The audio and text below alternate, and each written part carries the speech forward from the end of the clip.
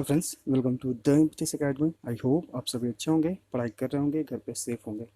हम लोग सॉल्यूशन कर रहे हैं एमबी पब्लिकेशन के बुक से, ठीक है, प्रीवियस ईयर क्वेश्चंस को। अभी हमारा चल रहा है 2016 के क्वेश्चंस का सॉल्यूशन, ठीक है। हमारा टारगेट क्या है, 2016 से 2020 तक एसएससी के द्वारा जितने एग्ज़ाम कंडक्ट किए गए हैं, ठीक है, उन सभी एग्ज़ाम्स के इंग्लिश सेक्शंस के हर एक क्वेश्चंस को हम लोग यहाँ पर सोल्व करेंगे, ठीक है। तो 2016 में हमारा जो सेट बच रहा है वो है सेट नंबर 1, 2 और 6 to 10 और उसके बाद 45 एंड 46, यानी कि लगभग 8 लेसन्स जो हैं इसके अलावा और रिमेनिंग रहेंगे। तो हम लोग यहाँ पर जो है 2016 कंप्लीट करने के बाद 2017 करेंगे, फिर 2018 और 2019, ठीक है। और 2019 का एग्ज़ाम जो सीजीएल पीटी का हुआ था 3 मार्च से 10 मार्च के बीच, ठीक है, उसका कुछ कुछ लेसन जो है आपको ऑलरेडी सॉल्यूशन किया गया है, तो आप प्लेलिस्ट में जाकर देख सकते हैं, ठीक है। तो जो एमबी पब्लिकेशन का अगर आपको सॉल्यूशन देखना है तो द इम्पीटिस एकेडमी के प्लेलिस्ट में जाएं, एमबी बुक सॉल्यूशन 2016, आपको उसमें एमबी के सारे प्रीवियस लेसन्स के सॉल्यूशन मिल जाएंगे, ठीक है। और उसमें जो है आपको एमबी पब्लिकेशन के सेपरेट साइनो एंटो भी दिया गया है, तो आप उन्हें भी देख लें, आपके लिए सारे इंपॉर्टेंट वर्ड्स वहाँ पर दिए गए हैं, ठीक है। और जो 2020 में जो सीजीएलपीटी का एग्ज़ाम हुआ है उसका भी प्लेलिस्ट बना हुआ है, तो आप वहाँ पर उन्हें भी जाकर देख सकते हैं, समझ सकते हैं, सीख सकते हैं, ठीक है। चलिए तो फिर हम लोग सोल्व करते हैं सेट नंबर 5 एमबी पब्लिकेशन के बुक से, ठीक है। देखिए पहला क्वेश्चन क्या है कि फिल इन द ब्लैंक आपको करना है, यानी कि फिल इन, एक सेंटेंस दिया गया है उसे फिल करना है एक अप्रोप्रिएट अपने ऑप्शंस में से किसी एक के साथ, ठीक है। चलिए, mister Naimi the chief secretary was unceremoniously fill in the blank after parties fill in the blank defeat in general elections, ठीक है। तो मिस्टर नैमी जो है चीफ सेक्रेटरी, उन्हें जो है यहाँ पर एक वर्ड लिखा गया है, ये देखिए अनसेरेमनियसली, इसका मतलब होता है अनौपचारिक रूप से, ठीक है। क्या होता है? अनौपचारिक रूप से। उसके बाद फिल इन द ब्लैंक है after parties fill in the blank defeat in general election, यानी कि चुनाव में, ठीक है। ऑप्शंस क्या क्या हैं, देखिए एग्जाइल है, एग्जाइल मतलब होता है देश से निर्वासित कर देना। प्रेडिक्टिबल मतलब क्या होता है, उम्मीद के मुताबिक, ठीक है। ऑप्शन बी आपका है आउस्टेड और डिजास्टर्स। ऑस्टिस मतलब क्या होता है, बेदखल कर देना, बेदखल कर देना, ठीक है। और डिजास्टर्स मतलब क्या होता है, विनाशकारी। राइट आंसर जो हमारा है यहाँ पे ऑप्शन बी हो जाएगा, ठीक है। चलिए आगे समझते हैं, पहले अपने ऑप्शंस को देखते हैं। रिकमेंडेड मतलब होता है सिफारिश, और अनएक्सपेक्टेड यानी कि आशा से परे, ऑनर्ड यानी कि सम्मानित, स्टुपेंडस यानी कि अति विशाल, ठीक है। यहाँ पर जो राइट आंसर है वो है हमारा ऑप्शन बी। देखिए मिस्टर नैमी जो है, जो चीफ सेक्रेटरी थी, उन्हें अनौपचारिक रूप से क्या किया गया, ऑस्टेड यानी कि बेदखल कर दिया गया। पार्टी के विनाशकारी डिफीट यानी कि बहुत ही बड़े पैमाने पर हार के कारण जो है जनरल इलेक्शन में, चुनाव में, उन्हें जो है क्या कर दिया गया, पार्टी से निष्कासित कर दिया गया, बेदखल कर दिया गया, ठीक है। तो ऑस्टेज यानी कि बेदखल कर देना, और डिजास्टर्स यानी कि बहुत ही बड़े पैमाने पर खतरनाक मतलब कि विनाशकारी, ठीक है। चलिए क्वेश्चन नंबर 2 पे आते हैं। इन the following question out of the 4 alternative choose the word which best expresses. Question number 2 में आपको बताना है बेस्ट एक्सप्रेसेस यानी कि सिनोनिम, सिनोनिम यानी कि पर्यायवाची शब्द, ठीक है। जो हमारा वर्ड है वो है बेलिगिरेंट, ठीक है, बेलीजिरेंट। इसका मतलब क्या होता है, इसका मतलब होता है लड़ाकू, ठीक है, आपका दुश्मन, ठीक है, लड़ाकू आपका दुश्मन। तो यहाँ पर जो ऑप्शन है, ऑप्शन ए आपका है पीसफुल यानी कि शांतिपूर्ण, नॉइजी यानी कि शोरगुल, होस्टाइल यानी कि शत्रुता। तो राइट आंसर जो हमारा यहाँ पे ऑप्शन सी हो जाएगा। बेलिजरेंट मतलब भी होता है लड़ाकू या फिर दुश्मन, होस्टाइल मतलब भी होता है शत्रुता, ठीक है। तो ऑप्शन सी यहाँ पे राइट आंसर है। और ऑप्शन डी आपका है यहाँ पे कॉशियस यानी कि सतर्क, ठीक है। तो ये तीनों ऑप्शन से एलिमिनेट, राइट आंसर यहाँ पे ऑप्शन सी है। क्वेश्चन नंबर 3 है, में आपको फाइंड आउट करना है एक एरर, ठीक है। Find out which part of the sentence has an error, यानी कि एक सेंटेंस में आपको एरर दिया गया है और उससे आपको फाइंड आउट करना है। अगर आपको लगता है कि सेंटेंस में कोई एरर नहीं है तो आपको एक ऑप्शन मिलेगा नो एरर का, आप उसके साथ जा सकते हैं, ठीक है। तो चलिए पढ़ते हैं सेंटेंस को। Bradbury one of the most versatile writer ever lived was a school drop out, ठीक है। वर्सटाइल मतलब क्या होता है, ये आपके लिए इंपॉर्टेंट वर्ड मीनिंग है। वर्सटाइल यानी कि बहुमुखी, ठीक है, यानी कि बहुत सारी चीज़ों में विशेषज्ञ। तो देखिए Bradbury one of the most versatile writer ever lived, यानी कि ये V2 फॉर्म में है। और इसके बाद ये वाज का यूज हुआ, यानी कि पूरा सेंटेंस हमारा पास्ट में ही है। तो इस सेंस में जो है टेंस के रूप में हमारा कोई यूज़ नहीं है, मतलब कोई एरर नहीं है। लेकिन अब हम लोग देखते हैं, देखिए वन ऑफ के बाद जो भी हमारा सब्जेक्ट आता है, ठीक है, वो अपने प्लूरल फॉर्म में आता है और वर्ब सिंगुलर फॉर्म में आता है, ठीक है। जो आपका सब्जेक्ट है वो अपने प्लूरल फॉर्म में आएगा और जो आपका वर्ब है वो सिंगुलर फॉर्म में आएगा, ठीक है। तो यहाँ पर देखिए वन ऑफ द के बाद जो हमारा सब्जेक्ट है उसे किस फॉर्म में होना चाहिए, प्लूरल फॉर्म में होना चाहिए। तो यहाँ पर जो सब्जेक्ट हमारा है वो राइटर है, वर्सटाइल राइटर।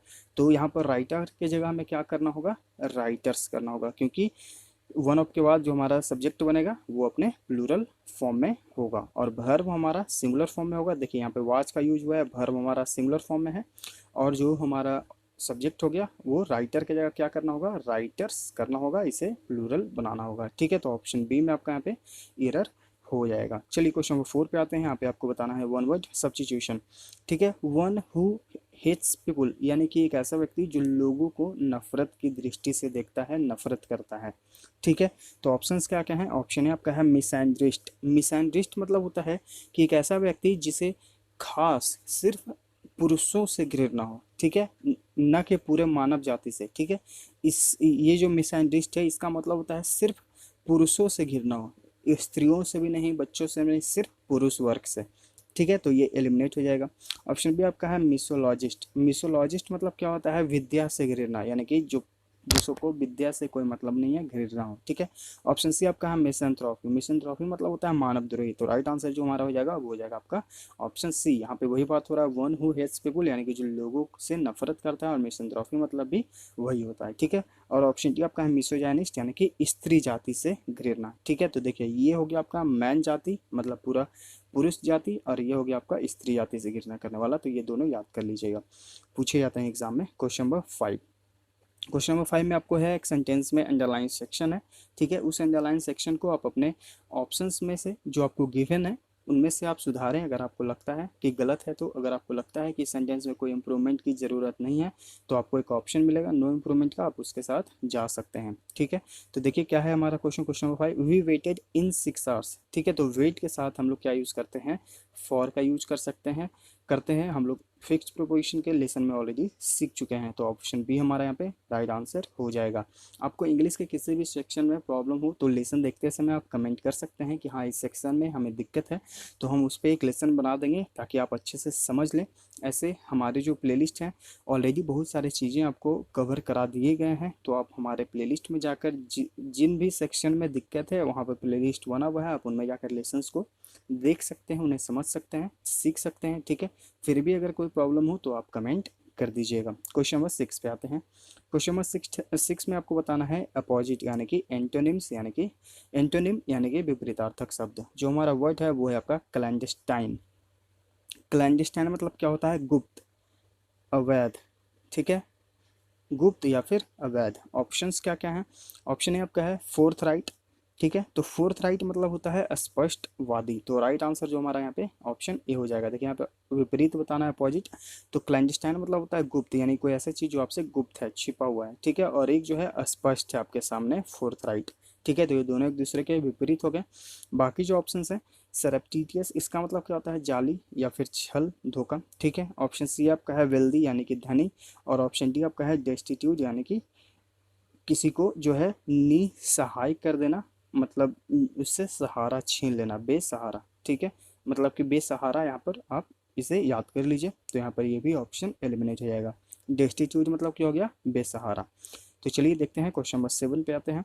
क्वेश्चन नंबर 7 पे आपको बताना है correct the choose the correctly spelled word, ठीक है। 4 वर्ड्स लिखे गए हैं और यहाँ पे कोई एक जो है वो करेक्टली स्पेल्ड है, उसी को आपको यहाँ पर चूज करना है अपने आंसर के रूप में। तो जो यहाँ पे करेक्टली स्पेल्ड वर्ड है वो है आपका ऑप्शन बी, हायरार्की, ठीक है। हायरार्की मतलब क्या होता है, पद क्रम। क्या होता है हायरार्की मतलब पद क्रम। तो ये आप वर्ड जो है याद कर लीजिएगा। ऑप्शन बी यहाँ पे राइट आंसर है, HIERARCHY, ठीक है, हायरार्की। चलिए क्वेश्चन नंबर 8 पे आते हैं, फिल इन दी ब्लैंक है, ठीक है। A BBC reporter was fill in the blank for what North Korea deemed a disrespectful portrayal of the country and it's leader. देखिए यहाँ पर कुछ वर्ड्स जो हैं हमारे लिए इम्पोर्टेंट हैं, ठीक है। डीम मतलब क्या होता है, डीम मतलब होता है समझना, ठीक है, मान लेना, समझ लेना। डिसरिस्पेक्टफुल यानी कि अनादरपूर्ण, और पोर्ट्रेयल मतलब होता है वर्णन करना, चित्रित करना, मतलब कि आप इस तरह से किसी के सामने कुछ चीज़ को प्रकट करते हैं कि वो अनादरपूर्वक हो, ठीक है। तो देखिए अब BBC reporter was fill in the blank, उसके बाद जो हमारे ऑप्शंस हैं वो क्या क्या हैं आइए देखते हैं। वेलकम्ड, रिकॉग्नाइज्ड, सेलिब्रेटेड, एक्सपेल्ड, ठीक है। तो यहाँ पर आपका जो राइट आंसर है वो कौन सा है, वो है आपका ऑप्शन बी, एक्सपेल्ड। जो बीबीसी रिपोर्टर था उसे एक्सपेल कर दिया गया। एक्सपेल मतलब होता है निष्कासित कर दिया गया, क्योंकि उसने जो है नॉर्थ कोरिया को मान लिया था एक डिसरिस्पेक्टफुल पोर्ट्रेयल, मतलब कि उसे जो है चित्रित कर दिया गया था, वर्णन कर दिया था उसने जो है एक बहुत ही अनादरपूर्व पूर्वक रूप में, ठीक है, इसलिए जो है उसे निष्कासित कर दिया गया था। तो यहाँ पर जो राइट आंसर है वो हो जाएगा आपका डी। बाकी जो ऑप्शन हैं, वेलकम यानी कि स्वागत करना, रिकॉग्नाइज यानी कि पहचान लेना, सेलिब्रेट यानी कि खुशियाँ मनाना, आनंद मनाना, ठीक है। तो यहाँ पर जो राइट आंसर है वो है आपका ऑप्शन डी, ठीक है। क्वेश्चन नंबर 9 पे आते हैं। क्वेश्चन नंबर 9 में फिल इन दी ब्लैंक है, फिर से I fill in the blank his contribution to my book fill in the blank it was substantial. देखिए कॉन्ट्रीब्यूशन यानी कि योगदान, सब्सटैंशियल यानी कि पर्याप्त, ठीक है। तो यहाँ पर जो हमारे पास ऑप्शन है, एडमिटेड मतलब क्या होता है, स्वीकार कर लेना, कॉन्फेस्ड स्वीकार कर लेना, डिवंक्ड मतलब क्या होता है, डिवंक्ड मतलब होता है खारिज कर देना, ठीक है। और एक नॉलेज मतलब क्या होता है, आपके वो जानकारी में है, ठीक है, आपके वो जानकारी में है। तो आई एक्नॉलेज्ड हिज कंट्रीब्यूशन, मतलब कि मैं जो है उसका योगदान को समझता हूँ, to my book because it was substantial, यानी कि मैं जो है उसके कंट्रीब्यूशन को, योगदान को मानता हूँ, समझता हूँ, ठीक है। टू माई बुक यानी कि जो मेरा बुक था उसके प्रति, बिकॉज इट वाज सब्सटेंशियल क्योंकि उसका योगदान मेरे लिए बहुत ही पर्याप्त था, ठीक है, इट वाज सब्सटेंशियल। तो यहाँ पर जो आपका राइट आंसर है वो हो जाएगा आपका ऑप्शन डी।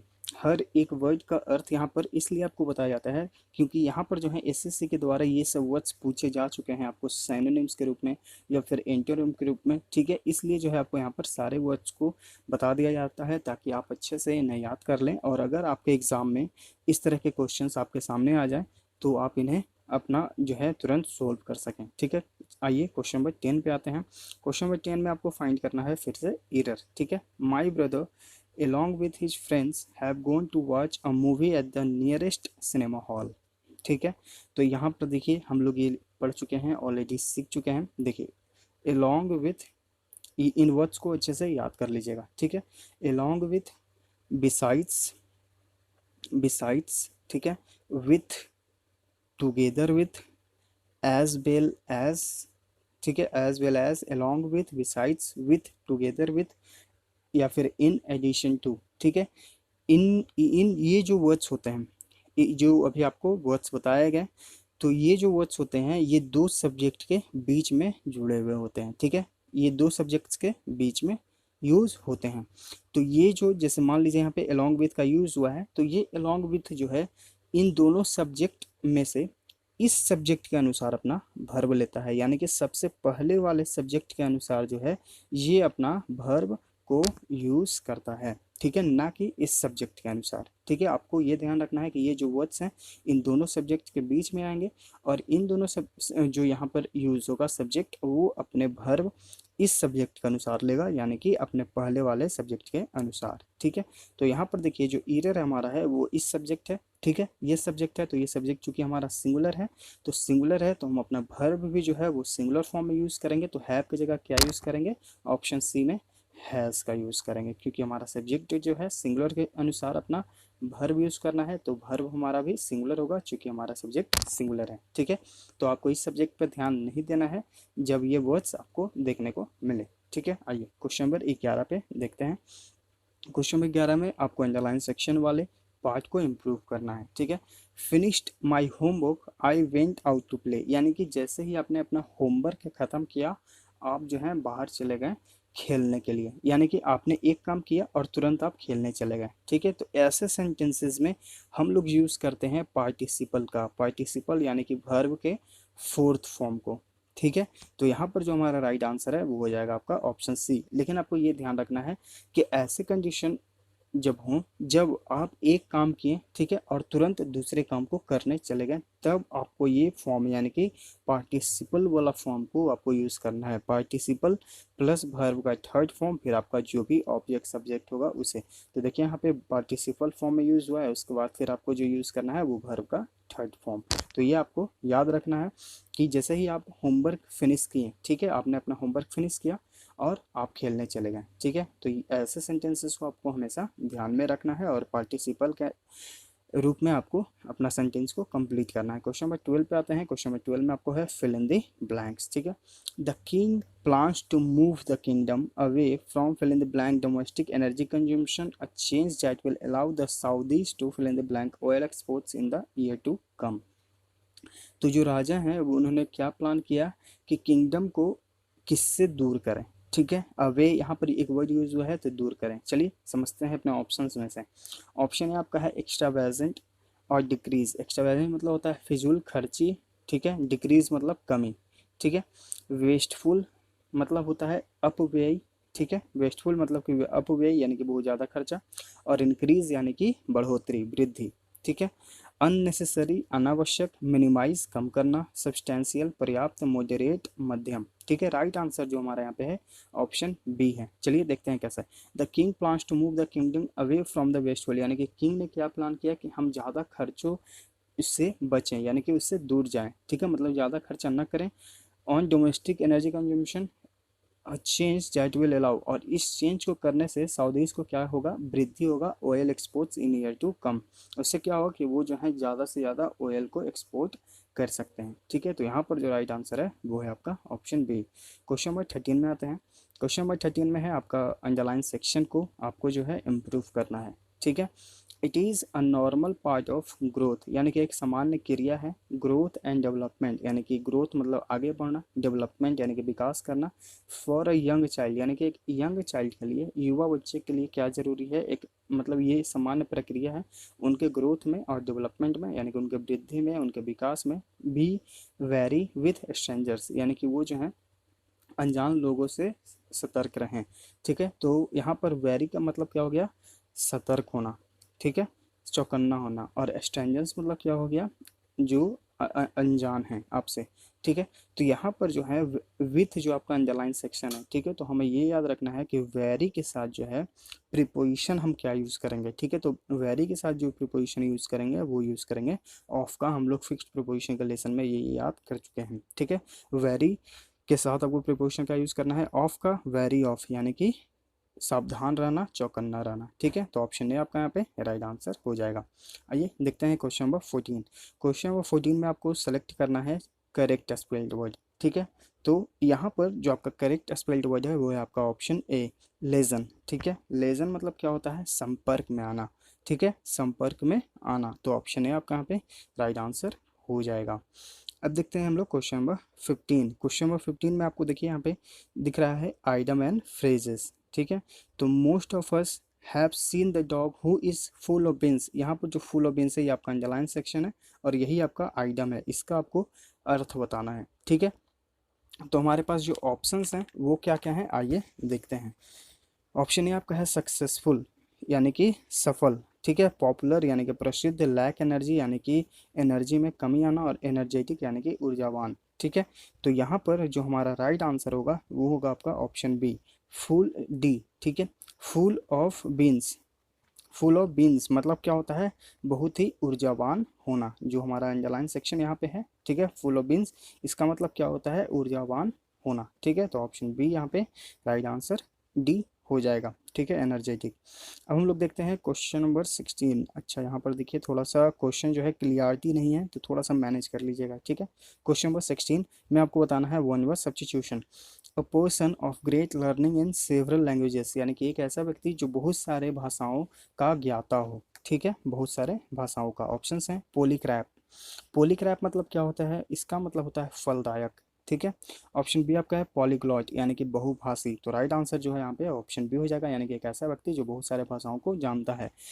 बाकी जो ऑप्शन हैं पॉलीक्रोम, ठीक है, पॉलीक्रोम मतलब क्या विचित्र बहुरंगा, पॉलीमैथ यानी कि बहुज्ञ व्यक्ति, बहुत कुछ जानता हो, ठीक है, तो ये भी एलिमिनेट, राइट आंसर यहाँ पे ऑप्शन बी है। क्वेश्चन नंबर 17 में है, आपको इम्प्रूव करना है अंडरलाइन सेक्शन को। It is time they went home, यहाँ पे वेंट जो है आपका अंडरलाइन सेक्शन है। तो देखिए यहाँ पर हम लोग सीखते हैं कि अगर आपका सेंटेंस इट इज़ टाइम, ठीक है, या फिर it is high time, it is time या फिर इट इज़ हाई टाइम के साथ अगर आपका सेंटेंस जो है स्टार्ट हो, तो उसका जो आगे आने वाला जो सेंटेंस होगा उसका वर्ब अपने V2 फॉर्म में होगा, यानी कि पास्ट में होगा, ठीक है। तो देखिए इट इज़ टाइम यहाँ पर हो गया सेंटेंस कंप्लीट, उसके बाद जो है दे, और इसके बाद जो आपका वर्ब यूज़ होगा वो अपने V2 फॉर्म में होगा। तो गो, वेंट, गॉन ये V2 फॉर्म में है, तो इस सब्जेक्ट इस सेंटेंस में कोई भी एरर नहीं है, हमें जाना होगा नो इम्प्रूवमेंट के साथ, ठीक है। तो हम लोग क्या सीखें कि इट इज़ टाइम रहे या फिर इट इज़ हाई टाइम रहे, ठीक है, इन दोनों के साथ जो है आगे आने वाले सेंटेंस का वर्ब जो यूज़ होगा वो अपने V2 फॉर्म में यूज़ होगा, ठीक है। तो यहाँ इस ऑप्शन में जो है हमें राइट आंसर चूज करना होगा ऑप्शन डी। क्वेश्चन नंबर 18 में आते हैं। क्वेश्चन नंबर 18 है आपको choose the correctly spelled word, ठीक है, 4 वर्ड्स लिखे गए हैं, इनमें कोई एक जो है करेक्ट स्पेल्ड है उसे आपको चूज करना है। तो यहाँ पर जो राइट आंसर है वो है आपका ऑप्शन सी, CHALLENGE, चैलेंज मतलब क्या होता है चुनौती, ठीक है। तो राइट आंसर यहाँ पे ऑप्शन सी हो गया। क्वेश्चन नंबर 19, यहाँ पे आपको फाइंड आउट करना है एरर, ठीक है, find out which part of the sentence has an error. देखिए the teachers who I worked with, ठीक है, the teachers who I worked with were very insensitive towards children's needs, यानी कि जिन टीचरों के साथ, जिन शिक्षकों के साथ मैंने काम किया था वो बहुत ही असंवेदनशील थे बच्चों के जो ज़रूरतें थे उनके प्रति, ठीक है। तो देखिए यहाँ पर जो है आपको इस सेंटेंस में कोई भी एरर नहीं होगा, ठीक है। देखिए कि जिनके साथ मैंने काम किया था, तो उन उस सेंटेंस को बनाने के लिए आप विथ होम, अगर आप किसी के साथ जो है काम करते हैं या फिर किन्हीं के द्वारा कोई काम किया जाता है, ठीक है, तो वहाँ पर जो है हम लोग, जैसे हम लोग वॉइस में पढ़ते हैं, ठीक है, तो वहाँ पे हम लोग यूज़ करते हैं by home was this work done, यानी कि किस व्यक्ति के द्वारा यह काम किया गया था, ठीक है, तो किस व्यक्ति के द्वारा, तो होम, और यहाँ पर भी है जिस व्यक्ति के साथ मैंने काम किया था, ठीक है, तो यहाँ पर भी हम यूज़ करेंगे होम का, या फिर अगर होम का यूज़ ना करें विथ होम का, तो हम हु के साथ जो है यहाँ पर विथ का यूज कर सकते हैं, जैसा कि इस सेंटेंस में दिया गया है, ठीक है। तो इस हिसाब से हमारा कोई भी एरर नहीं है, ठीक है, तो ऑप्शन डी के साथ हम लोग यहाँ पर जाएंगे। क्वेश्चन नंबर 20, क्वेश्चन नंबर 20 में बताना है आपको बेस्ट एक्सप्रेसेस यानी कि सिनोनिम पर्यायवाची शब्द। जो हमारा वर्ड है वो है वैसफुल, इसका मतलब होता है संकोची या फिर लज्जा, ठीक है, एक ऐसा व्यक्ति जो संकोची हो, लज्जालु हो, लज्जा करता हो, ठीक है। तो यहाँ पर जो ऑप्शन है हमारे पास वो है साई, साई मतलब होता है लज्जालु, ठीक है, तो ऑप्शन है आपके यहाँ पे राइट आंसर है। बाकी जो ऑप्शन हैं एक्सट्रोवर्ट यानी कि बहुमुखी, मतलब कि जो अपने बातों को खुलकर बताता हो, ठीक है, छिपाता नहीं हो, खुलकर बोलने वाला। ऑप्शन सी आपका है करेजियस यानी कि साहसिक, ब्रॉड माइंडेड यानी कि खुले विचारों वाला। तीनों ऑप्शन से एलिमिनेट, राइट आंसर यहाँ पे ऑप्शन ए है। क्वेश्चन नंबर 21, अपोजिट बताना है यहाँ पे, यानी कि एंटोनिम पर्यायवाची शब्द प्लेएबल, इसका मतलब होता है लचीला, कोई चीज़ जो है लचीला है, ठीक है, तो इसका एंटोनिम बताना है।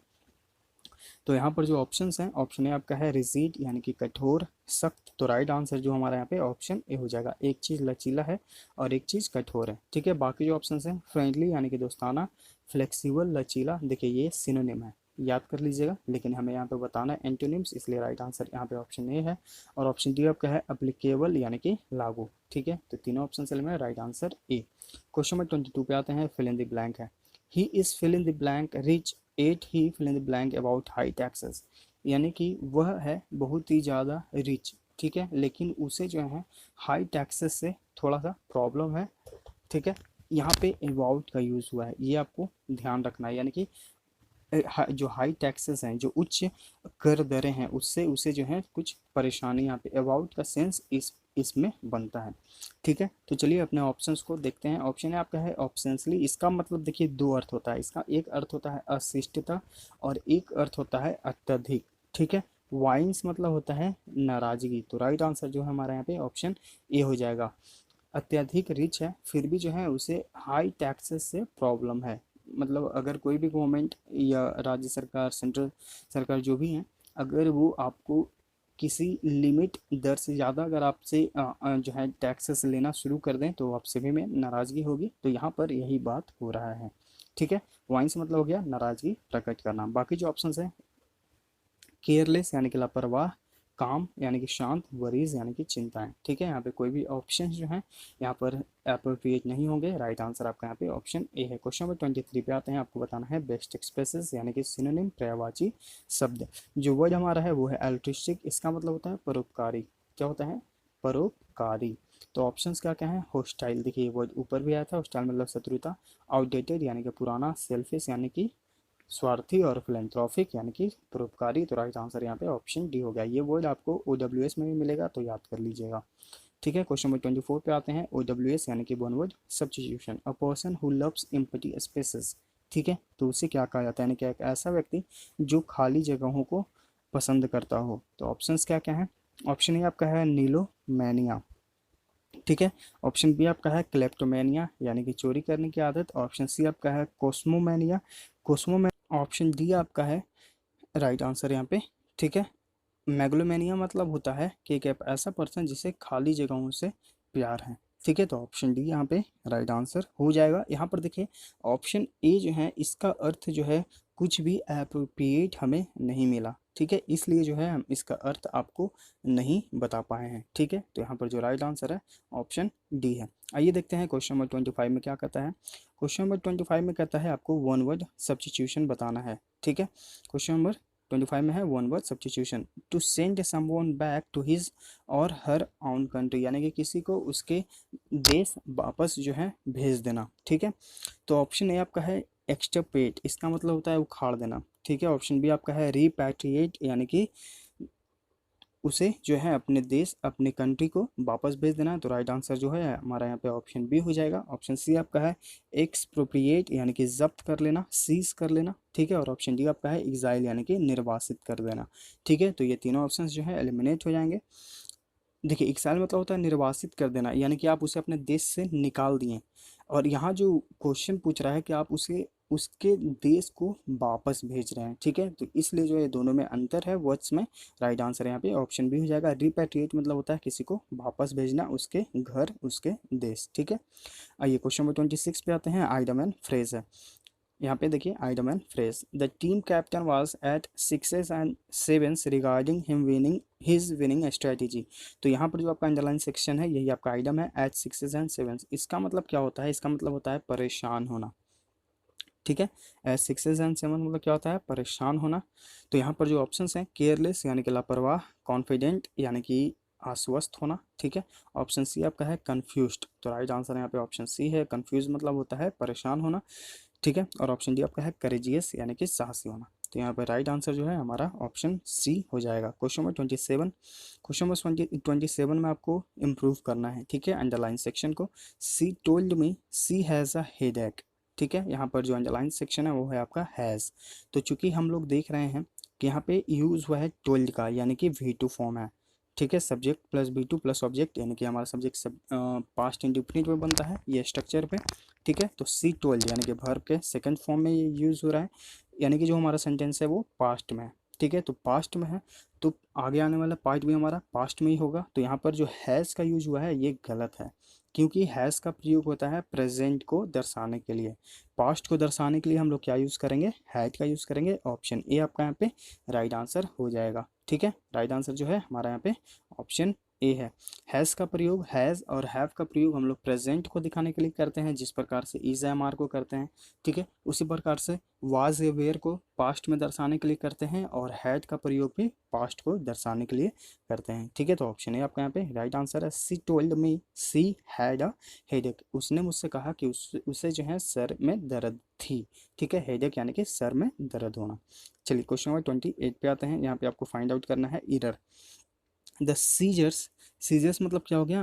कैची। ठीक है, which are on table belongs to Radha. Which are on the table belongs to Radha. तो देखिए कुछ ऐसे वर्ड्स हैं जो हमेशा अपने प्लूरल फॉर्म में होते हैं, जैसे कि एक तो यहाँ पे ये वर्ड हो गया सीजर्स, ठीक है। और इसके अलावा जो और भी वर्ड्स हैं, वेजेस यानी कि जो आपका वेज होता है, कमाई होता है, ठीक है। अर्निंग्स, ठीक है। ग्लासेस यानी कि स्पेक्टिकल्स, सेविंग्स, वेजिटेबल्स, ठीक है।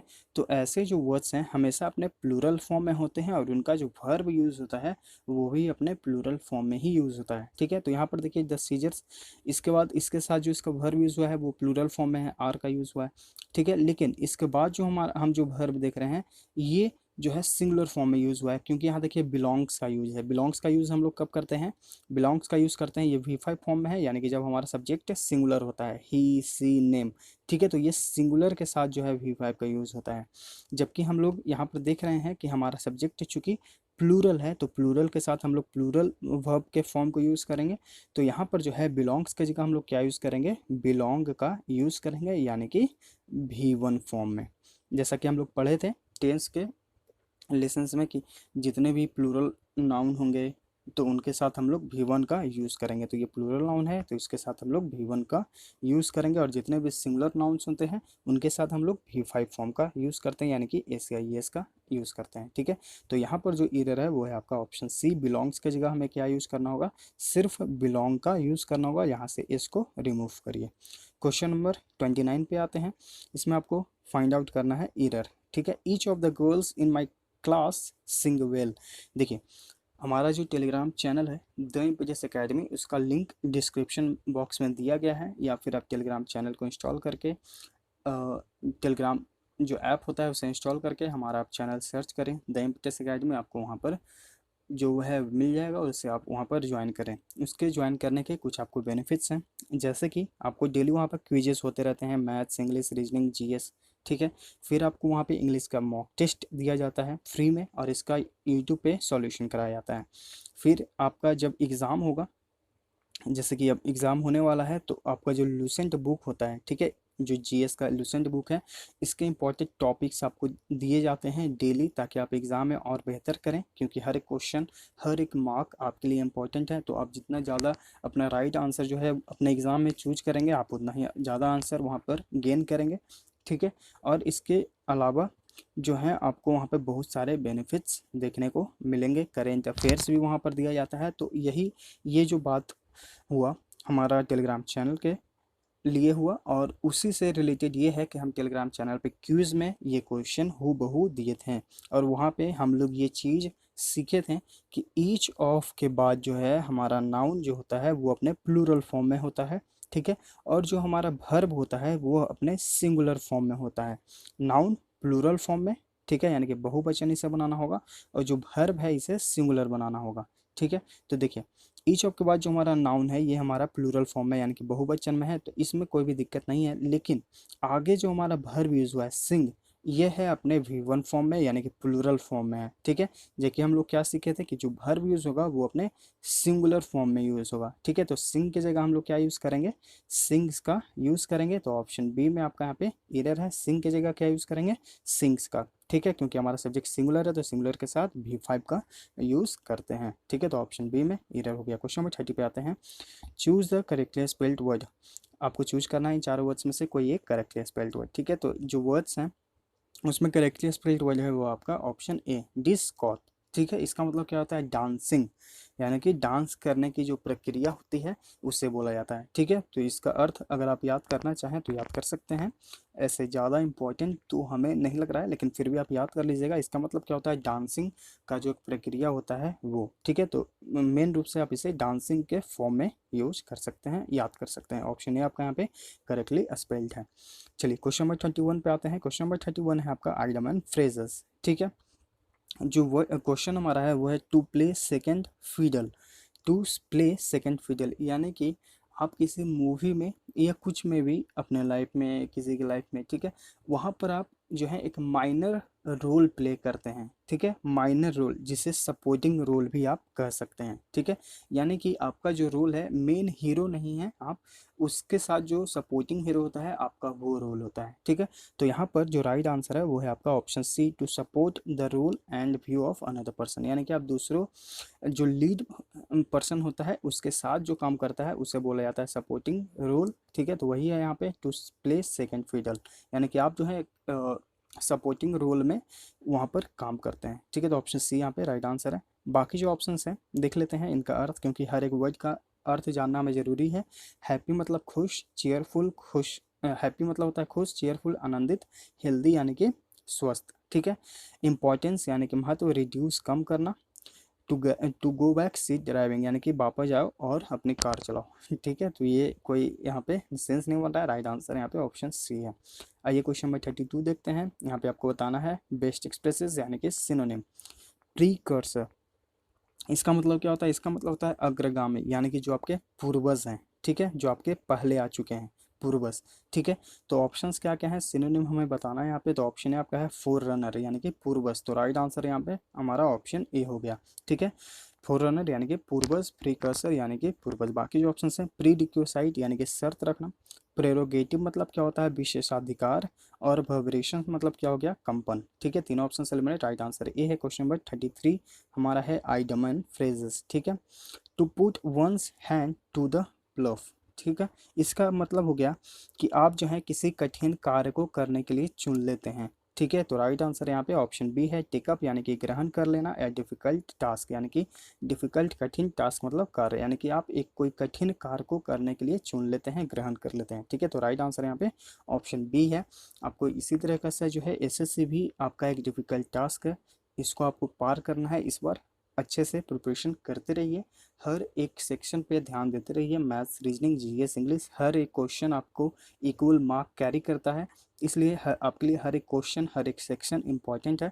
ठीक है, तो अच्छे से पढ़ते रहिए। कोई दिक्कत हो तो जो हमारा Telegram channel jam BTS academy है, वहाँ पर एक डिस्कशन ग्रुप भी है, आप वहाँ पर ज्वाइन करके आप अपने क्वेश्चन का पिक शेयर करिए, और उसका सॉल्यूशन आपको विथ इन 1 आवर आपको मिल जाता है। ठीक है, तो प्लीज़ आप लोग वहाँ पर जाएं, एक बार विज़िट करें चैनल को और देखें, अगर आपको लगे कि आपके लिए यूज़फुल है तो आप वहाँ पर ज्वाइन करें। ठीक है, तो यहाँ पर जो राइट आंसर है वो है आपका ऑप्शन बी। बाकी जो ऑप्शंस हैं, to take up agriculture farming यानी कि कृषि से संबंधित, to get entangle into unnecessary thing. देखिए, इंटैंगल मतलब होता है उलझना, फंस जाना, अनावश्यक चीज़ों में खुद को फंसा लेना, नहीं। Take interest in technical work, नहीं, ऐसा नहीं। ठीक है, तो इंटैंगल मतलब क्या हो गया? फंसना, उलझना। ठीक है, ये याद कर लीजिएगा, एसएससी के द्वारा ऑलरेडी पूछा गया है ये वर्ड। क्वेश्चन नंबर 34 में देखते हैं। क्वेश्चन नंबर 34 में है डायरेक्शन वन वर्ड सब्स्टिट्यूशन। ठीक है, OWS, philosophy of short meaning saying, यानी कि कोई ऐसा सिद्धांत जिसमें जो है कहावत यूज़ किया जाता है। ठीक है, यानी कि छोटे छोटे कहावत, छोटे छोटे छंद जो हैं यूज़ किए जाते हैं, तो इसे क्या कहा जाता है? OWS के रूप में। ऑप्शंस हैं, प्लेगियरिज्म यानी कि साहित्य चोरी, ये हम लोग वर्ड ऑलरेडी सीख चुके हैं। एपोहरिज्म यानी कि कहावत या फिर छोटे छंद, तो राइट आंसर यहाँ पे ऑप्शन बी हो जाएगा। बाकी जो ऑप्शंस हैं, डैल्टोनिज्म मतलब होता है नेत्र रोग, एक प्रकार का नेत्र रोग जिसमें आपको रेड कलर और ग्रीन कलर ये दोनों नहीं दिखते हैं। ठीक है, डैल्टोनिज्म मतलब क्या हो गया कि एक ऐसा नेत्र रोग, ये आँख से संबंधित रोग है डैल्टोनिज्म, जिसमें आपको लाल कलर और ग्रीन कलर नहीं दिखेगा, मतलब कि उसमें अस्पष्टता रहेगा, पहचानने में मुश्किल होगा। ठीक है, और ऑप्शन डी आपका है जिंगोनिज्म, यानी कि इसे क्या कहा जाता है? इसे कहा जाता है अंतरराष्ट्रीयता। ठीक है, एक होता है पैट्रियटिज्म यानी कि राष्ट्रीयता, आप उसे देश को अच्छे से समझते हैं, उन्हें प्यार करते हैं। ठीक है, और जिंगोमिज्म मतलब हो गया अंतरराष्ट्रीयता। ठीक है, तो यहाँ पर जो राइट आंसर है वो है आपका ऑप्शन बी। क्वेश्चन नंबर 35 पे आते हैं। बेस्ट एक्सप्रेस आपको बताना यानी कि सिनोनिम। डेवोनियर, इसका मतलब क्या होता है? खुश मिजाज। ठीक है, खुश मिजाज। तो चलिए देखते हैं अपने ऑप्शंस में से कौन सा यहाँ पे राइट आंसर है। ऑप्शन ए आपका है बेड रीजन, यानी कि एक ऐसा व्यक्ति जो अपने बिछावन से चिपके हुए रहता है हमेशा। ऑप्शन बी आपका है कैंडिड, यानी कि स्पष्टवादी। ऑप्शन सी आपका है एलिगेंट, यानी कि मनोहर, तो राइट आंसर यहाँ पे ऑप्शन सी हो जाएगा। डेमोनियर मतलब होता है खुश मिजाज, बहुत ही हंसी वाला। ठीक है, बहुत ही मनोहर, तो यहाँ पर एलिगेंट मतलब भी होता है मनोहर, राइट आंसर यहाँ पे ऑप्शन सी है। और ऑप्शन डी आपका थ्रिफ्टी, यानी कि मितव्ययी, यानी कि एक ऐसा व्यक्ति जो किफायती हो। ठीक है, कम खर्च करता हो, सोच समझ कर खर्च करता हो। आइए क्वेश्चन नंबर 36 पे देखते हैं। इसमें आपको बताना है अपोजिट यानी कि विपरीतार्थक शब्द। जो वर्ड है हमारा वो है ट्रेपिडेशन, इसका मतलब होता है घबराहट या फिर डर। ठीक है, इसका एंटोनिम बताना है, तो राइट आंसर यहाँ पे ऑप्शन ए है फियरलेसनेस, यानी कि निडर। एक जो है डर है और एक में निडर है। ठीक है, ये दोनों एक दूसरे के विपरीत हो गए, तो राइट आंसर यहाँ पे ऑप्शन ए है। बाकी जो ऑप्शन है, स्लोनेस यानी कि मंदी, धीमापन, डेथ यानी कि मृत्यु, एडवाइटनेस यानी कि निपुणता। ठीक है, तो राइट आंसर ए हो गया। क्वेश्चन नंबर 37 पे आते हैं, आइडोमन फ्रेज है, ठीक है।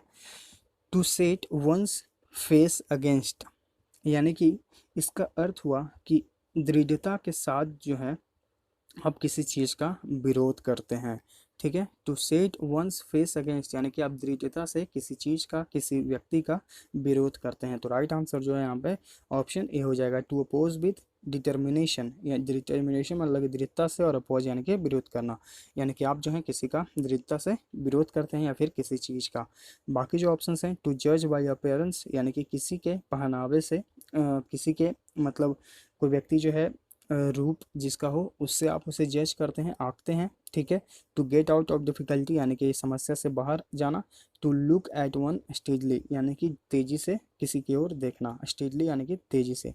तीनों option eliminate, right answer A है। क्वेश्चन नंबर 38 पे आते हैं, अपोजिट आपको यहाँ पर बताना है। कंज्यूमेट, इसका मतलब क्या होता है? इसका मतलब होता है पूर्ण, यानी कि कोई कुछ चीज़ जो है अपने चरम बिंदु पर है, परम हो गया, वो बहुत ही अच्छा, ठीक है। तो यहाँ पर जो ऑप्शंस हैं वो क्या क्या हैं? ऑप्शन ए आपका है स्लगिश, मतलब क्या हो गया? सुस्त। इम्परफेक्ट, यानी कि जो परफेक्ट नहीं है, जो अच्छा नहीं है। तो राइट आंसर जो है यहाँ पर ऑप्शन बी हो जाएगा। देखिए, कंज्यूमेट मतलब हो गया कि परम पे, चरम चीज़ पे, यानी कि कोई व्यक्ति या कुछ चीज़ जो है जब सबसे अच्छे चीज़ पर होता है, मतलब पूर्ण हो जाता है, तो उसे माना जाता है कि वो परफेक्ट हो गया, ठीक है। और यहाँ पर जो इसका एंटोनिम है वो है इम्परफेक्ट, यानी कि कोई चीज़ जो है अच्छा नहीं हो। तो राइट आंसर यहाँ पे ऑप्शन बी है। बाकी जो ऑप्शन है, मेलांचोली, इसका मतलब क्या हो गया? मिलनकली, मतलब सॉरी, मिलन कली, इसका जो प्रोनाउंस होगा वो होगा आपका मिलन कली, ठीक है। तो इसका मतलब होता है उदासी, और डल यानी कि सुस्त। राइट आंसर यहाँ पे ऑप्शन बी है। Question number 39, choose the correctly spelled word. Choose the correctly spelled word, यहाँ पर जो करेक्टली स्पेल्ड वर्ड है वो है आपका ऑप्शन सी, कनकॉर्टर। इसका मतलब होता है रचयिता, यानी कि जो कंपोजर होते हैं, ठीक है, रचयिता। ऑप्शन सी यहाँ पे राइट आंसर हो जाएगा। तो रचयिता से चलिए हम लोग एक क्वेश्चन बनाते हैं कि रामायण के रचयिता कौन है, ये आपको कमेंट बॉक्स में कमेंट करके बताना है, ठीक है। तो अब मतलब ये मेरा पूछने का ये सेंस है, इस सेंस में हम पूछ रहे हैं कि जो रचयिता है, इस वर्ड को आप लोग समझें या नहीं। रचयिता यानी कि जो लिखते हैं, रचना करते हैं, ठीक है, कंपोजर। तो ऑप्शन सी यहाँ पे करेक्टली स्पेल था। क्वेश्चन नंबर 40, क्वेश्चन नंबर 40 में आपको बताना है कंपोजर, यानी कि सॉरी, कंपोजर नहीं, अपोजिट बताना है, यानी कि विपरीतार्थक शब्द, ठीक है। जो हमारा वर्ड है वो है आपका फेकंड, फेकंड, ठीक है। इसका मतलब होता है उपजाऊ, क्या होता है? उपजाऊ। तो इसका बताना है एंटोनिम्स, यानी कि विपरीतार्थक शब्द। आइए देखते हैं कौन सा हमारा पे राइट आंसर है। ऑप्शन है आपका है अंडरवेट, यानी कि कम वजन। इनफाइडल, यानी कि बेवफा, ठीक है, जो विश्वासी ना हो, बेवफा हो। इनफर्टाइल, यानी कि बंजर। तो राइट आंसर है यहाँ पे ऑप्शन सी हो गया। एक चीज मतलब एक भूमि बहुत ही उपजाऊ है और एक भूमि बंजर है, तो ये दोनों एक दूसरे के विपरीत हो गए। ऑप्शन डी आपका है अनक्रिटिकल, यानी कि नेक दिल, साफ दिल, ठीक है। तो ये भी एलिमिनेट, राइट आंसर सी हो जाएगा। अब हम लोग देखते हैं क्वेश्चन नंबर 41 टू 45 में है फिल इन द ब्लैंक, ठीक है। चलिए पढ़ते हैं।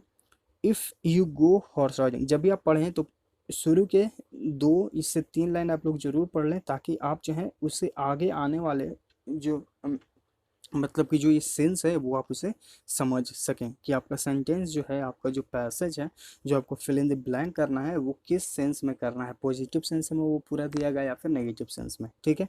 तो शुरुआत के 1 से 2 लाइन तो ज़रूर आप लोग कंप्लीट पढ़ लें। तो यहाँ पर जो है, if you go horse riding, अगर आप जाते हैं हॉर्स राइडिंग के लिए, मतलब घुड़सवारी के लिए, यू मे नोटिस, आप नोटिस करते हैं, that horses fill in the blank, that horses fill in the blank horse shoes on their hoops, ठीक है। तो हॉर्सेस जो हैं वो क्या करते हैं, हुप्स मतलब देखिए एक यहाँ पर वर्ड होता है खुरा, जो हॉर्स के पैर होते हैं, तो नीचे देखते हैं उनका जो चौड़ा चौड़ा इस तरह का होता है, ठीक है, खुरा हो गया। तो वो जो है क्या करते हैं कि वो जो है पहनते हैं खुर horses shoes on their hoops, यानी कि वो जो है खुरे में जूते को पहनते हैं, ठीक है।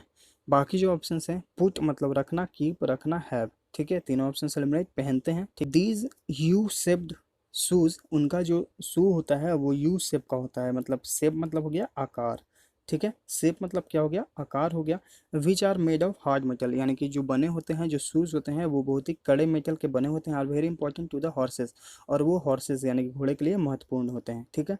If horses do not have this shoes, अगर घोड़ों के पास ये जूते ना हो, their hoops will fall out quickly, उनके जो खुरे हैं वो बाहर गिर जाएंगे। ठीक है, जल्दी ही। And on hard and brittle, जो यहाँ पर आगे है ब्रिटल रोड्स, और वो उनका जो है नाजुक रोडों पर वो जो है गिर जाएंगे। ठीक है। Hence horses travelling on rough roads, चूंकि हॉर्सेस जो हैं वो रफ रोड पर यानी कि सख्त रोडों पर, सड़कें पर चलते हैं। ठीक है। वो जो है क्या करते हैं, चलते हैं इस प्रकार से, तो वो क्या होते हैं कि become roads tense to become fill in the blank of an, तो वो क्या हो जाते हैं, टेंट मतलब होता है हो जाना। ठीक है।